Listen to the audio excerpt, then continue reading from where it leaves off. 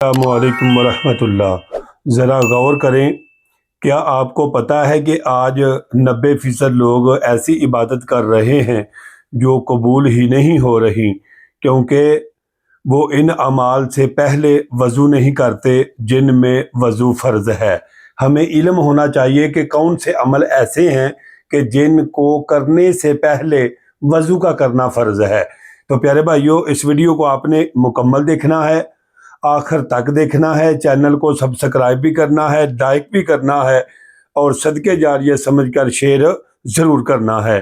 اگر آپ بھی یہ غلطی کر رہے ہیں تو آج کی یہ ویڈیو آپ کے لیے انتہائی ضروری ہے۔ اس ویڈیو کو آپ نے آخر تک دیکھنا ہے اور پیارے بھائیو لاپرواہی نہیں کرنی۔ اور پیارے بھائیو، آپ کی پوری عبادت کہیں ضائع تو نہیں ہو رہی۔ پیارے بھائیو، سب سے پہلے نماز سے پہلے وضو کا کرنا فرض ہے۔ وضو کا کرنا فرض ہے۔ سب سے اہم بات، نماز چاہے فرض ہو، چاہے واجب ہو، چاہے نفل ہو، چاہے فرض کفایہ ہو، پیارے بھائیو اس سے پہلے وضو کا ہونا بہت ضروری ہے۔ وضو کے بغیر نماز بالکل نہیں ہوتی۔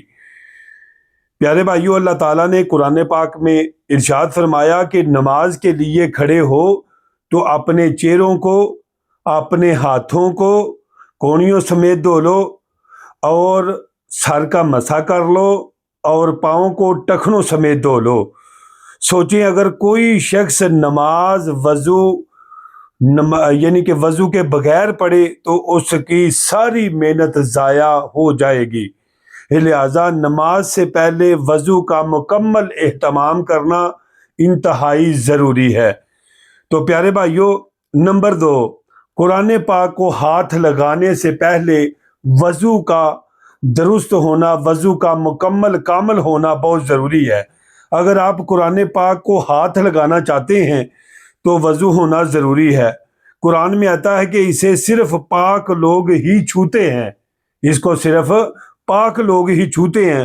آج کل ہم موبائل میں قرآن پڑھتے ہیں، علماء کی رائے مختلف ہے، لیکن ادب یہی ہے کہ وضو کے ساتھ پڑھا جائے تاکہ زیادہ برکت حاصل ہو، تاکہ زیادہ برکت حاصل ہو۔ پیارے بھائیو،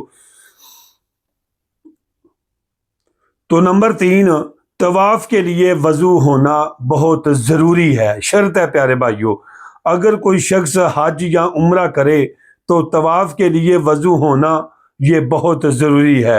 بغیر وضو کے طواف کرنا درست نہیں ہوتا، اس لیے اس میں خاص احتیاط کریں کیونکہ یہ عبادت بہت اہم ہے۔ یہ اللہ تعالیٰ کو بہت پسند ہے عبادت کہ لوگ میرے گھر کا طواف کریں، تو ان کا وضو ہونا بہت ضروری ہے۔ پیارے بھائیو، آگے نمبر 4، سجدہ تلاوت کے لیے وضو۔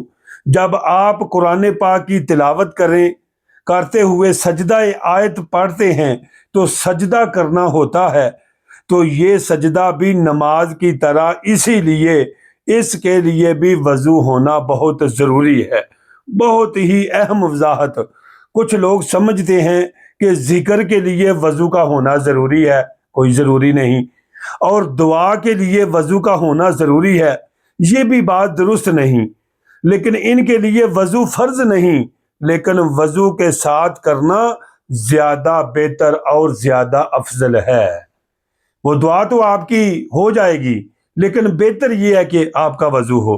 عام غلطیاں، بغیر وضو کے نماز پڑھنا، ٹھیک ہے جی، وضو ٹوٹنے کے بعد بھی عبادت جاری رکھنا، ٹھیک ہے جی۔ نمبر 3، قرآن پاک کو بغیر وضو کے ہاتھ لگانا، یہ وہ غلطیاں ہیں جو روزانہ ہزاروں لوگ کرتے ہیں اور انہیں احساس تک بھی نہیں ہوتا۔